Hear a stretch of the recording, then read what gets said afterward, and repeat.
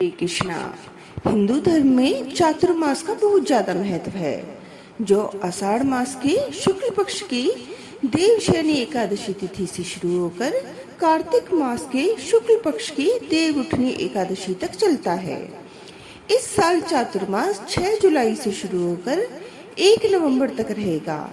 इन 4 महीनों में भगवान विष्णु पाताल लोक में योग निद्रा में चले जाते हैं और इस दौरान सभी मांगलिक काम बंद हो जाते हैं। लेकिन क्या आपने कभी सोचा है कि आखिर क्यों सृष्टि के पालनहार भगवान विष्णु 4 महीने के लिए विश्राम करते हैं? तो आइए इसके पीछे की पूरी कहानी जानते हैं। प्रचलित हिंदू कथा के अनुसार राजा बलि बड़े पराक्रमी और दानी थे। उनके दान की वजह से उनकी चर्चा चारों दिशाओं में फैली थी। राजा बलि ने अपनी दानवीरता के चलते स्वर्गलोक पर भी अपना अधिकार कर लिया था। इस वजह से राजा इंद्रदेव सहित सभी देवताओं की प्रार्थना पर भगवान विष्णु ने वामन अवतार लिया और राजा बलि के पास भिक्षा मांगने पहुँचे। वामन रूप में भगवान विष्णु ने राजा बलि से 3 पग भूमि का दान मांगा। राजा बलि ने दान देने का वचन दिया।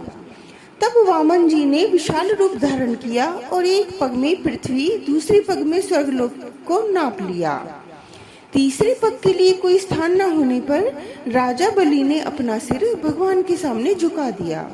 भगवान ने तीसरा पग राजा बलि के सिर पर रखा और उन्हें पाताल लोक में निवास करने का आदेश दिया। राजा बलि की भक्ति से भगवान विष्णु बहुत प्रसन्न हुए और प्रसन्न होकर भगवान विष्णु ने उन्हें वरदान मांगने को कहा। इस पर राजा बलि ने भगवान से वरदान मांगा कि वे उनके साथ पाताल लोक में रहना चाहते हैं। श्री हरि ने राजा बलि का वचन स्वीकार कर लिया।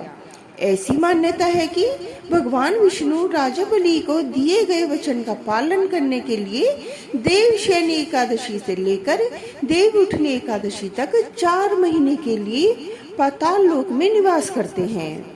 इस दौरान वे योग निद्रा में रहते हैं। एक अन्य कथा के अनुसार भगवान विष्णु कभी कभी असुरों का नाश करने या भक्तों पर कृपा बरसाने के लिए वर्षों तक नहीं सोते थे, तो कभी अचानक ही वे बहुत दिनों के लिए सो जाते थे।